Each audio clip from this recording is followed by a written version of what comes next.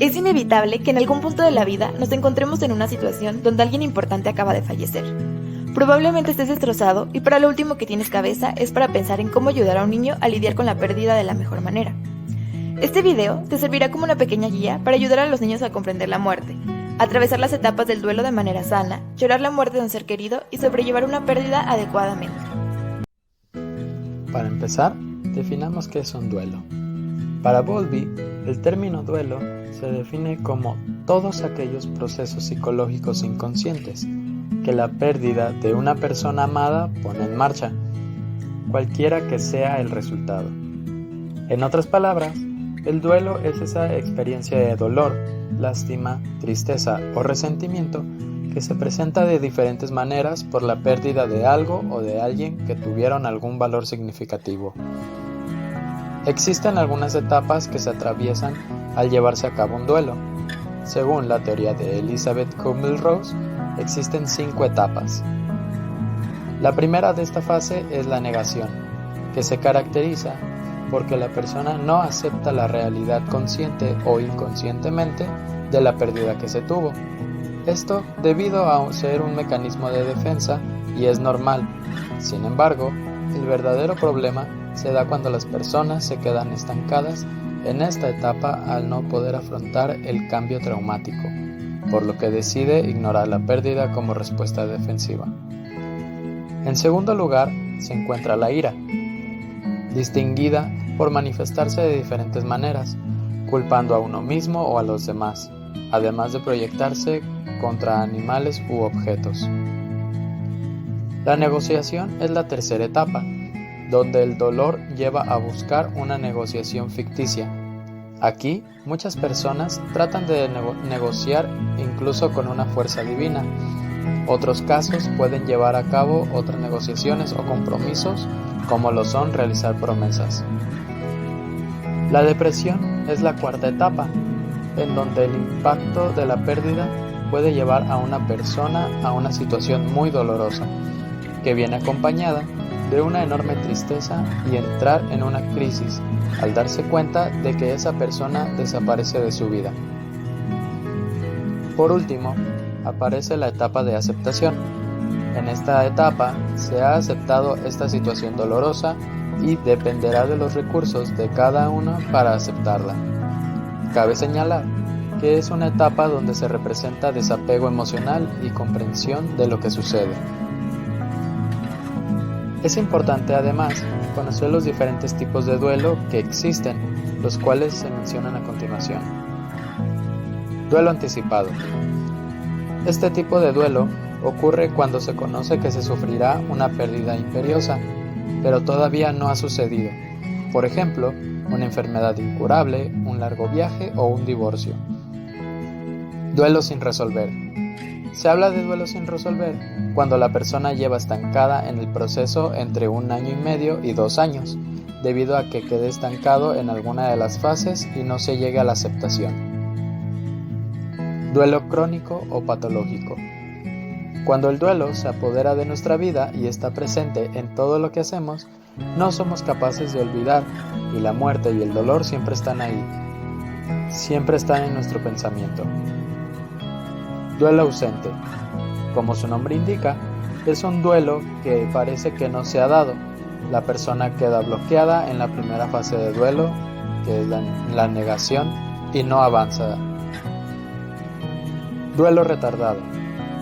Es un duelo normal que tarda más en llegar porque se ha contenido, debido a querer controlar la situación o no querer dejar al descubierto los sentimientos. Duelo inhibido.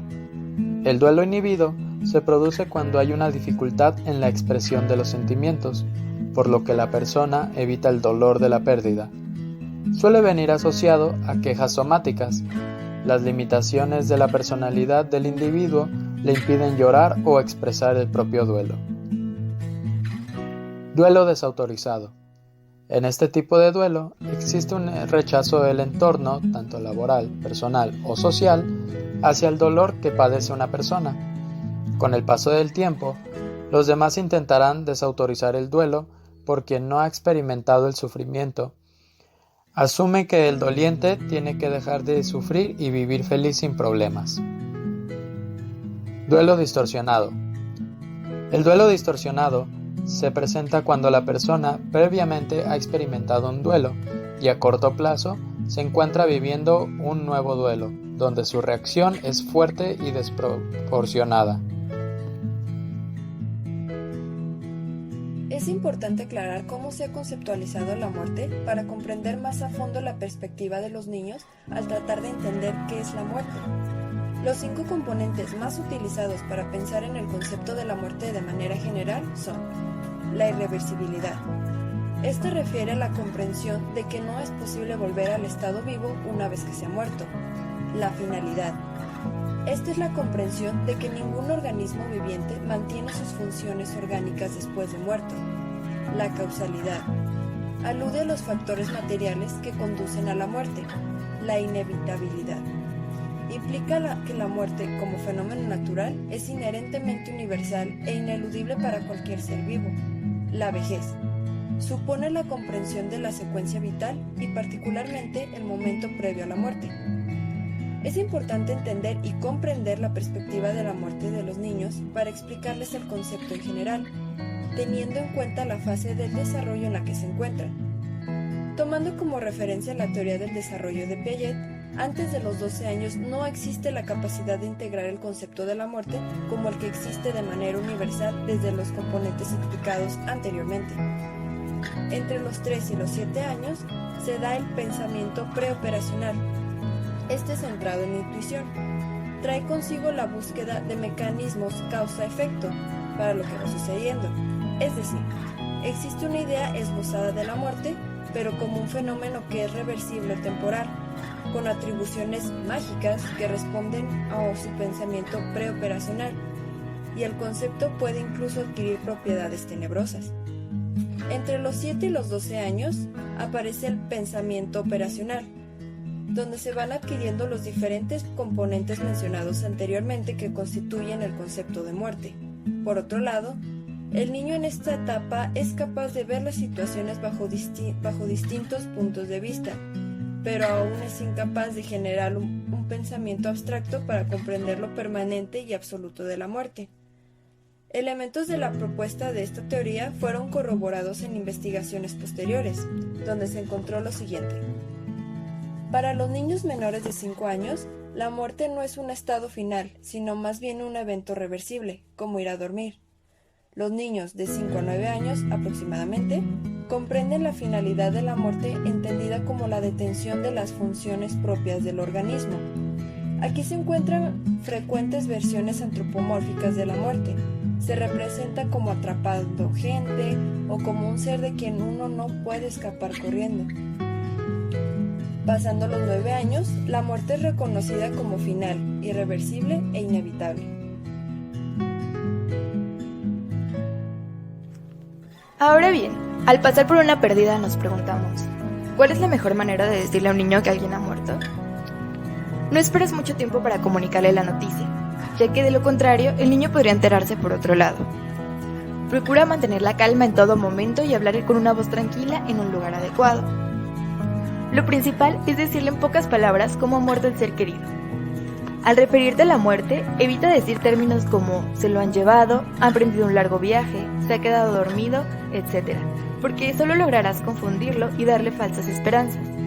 En cambio, debes utilizar palabras claras como el cuerpo se ha detenido del todo, ya no podrá respirar, hablar, oír o sentir nunca más, siempre con dulzura y afecto. Otra pregunta frecuente es si se le debe hablar de la muerte en términos religiosos, pues esto depende de cada familia y la educación religiosa que el niño haya tenido previamente, ya que si es nula, no es el mejor momento para iniciarlos en una religión. Si te preocupa que los niños te vean llorar porque crees que esto les hará más daño, debo decirte que es un pensamiento erróneo, ya que los niños deben aprender a expresar su dolor y la mejor manera de hacerlo es aprenderlo de los adultos que se ocupan de ellos. Al terminar de darles la noticia, asegúrate que han entendido correctamente, haciéndoles preguntas sobre qué piensan o cómo se sienten, y no olvides acompañarlos en su dolor con amor y sinceridad. Existen ciertas reacciones naturales de los niños frente al duelo, pueden ser sentirse confundido, deprimido, ansioso, enojado, sufrir regresión, sentir culpa, abandono, entre otros. Los niños suelen afrontar el duelo de la misma manera que lo hace el adulto con el que más apego sienta, por lo que la mejor manera de ayudar a que el niño sobrelleve el duelo de forma sana es por medio de los adultos que lo rodean. El modelo más usado para guiar el duelo con niños es el modelo IDEA, el cual se resume en informar al niño, darle la oportunidad de decidir y, por último, atender sus necesidades. Este modelo tiene como principal objetivo incluir al niño a la vivencia familiar del duelo. En primera instancia, es informarle al niño sobre el fallecimiento de la persona en cuanto sea posible, sin retrasos ni dramatismos, y estar dispuestos y preparados para responder todas sus dudas. También, lo ideal es permitir al niño expresar sus emociones y mostrar preocupación constantemente por él, estar cerca de él, abrazarlo, escucharle o incluso llorar con él son buenas formas de que el niño sienta que no está solo y brindarle de esta forma seguridad para afrontar este cambio. La segunda instancia es darle el derecho a decidir si participar en el ritual cultural que tiene la familia para afrontar el proceso de duelo o no. Puede ser desde pasar los últimos momentos de vida con esta persona, ver el cuerpo del difunto, asistir a las ceremonias o entre otras cosas.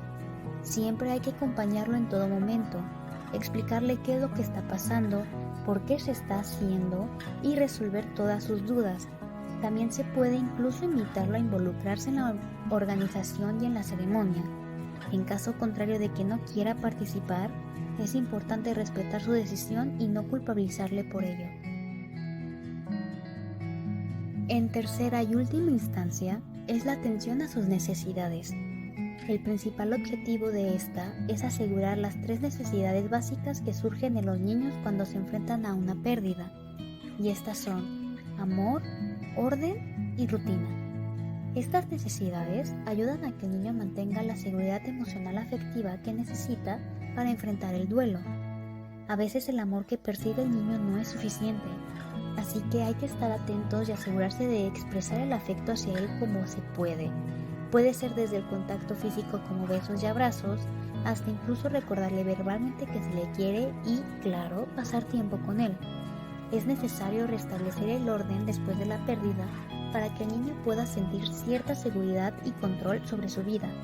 Se puede lograr informando al niño qué cambios se van a producir o cuáles se están produciendo, evitar decisiones que puedan cambiar el entorno radicalmente y mantener las normas y límites que se tenían desde antes de la muerte del ser querido. Y por último, recuperar una rutina ayuda a garantizar la estabilidad y normalidad al niño, por lo cual es necesario mantener los hábitos antiguos y retomar las actividades cotidianas que se dejaron de lado durante el duelo. También se recomienda animar a los niños a hablar sobre la muerte y de cómo se sienten respecto a eso, o proponerles escribir un diario si así lo desean. El punto es permitir al niño darle un espacio para que se exprese respecto a este tema. También a veces es recomendable permitirle guardar algún recuerdo del difunto para mantener el vínculo afectivo y que éste no sea cortado drásticamente por la muerte.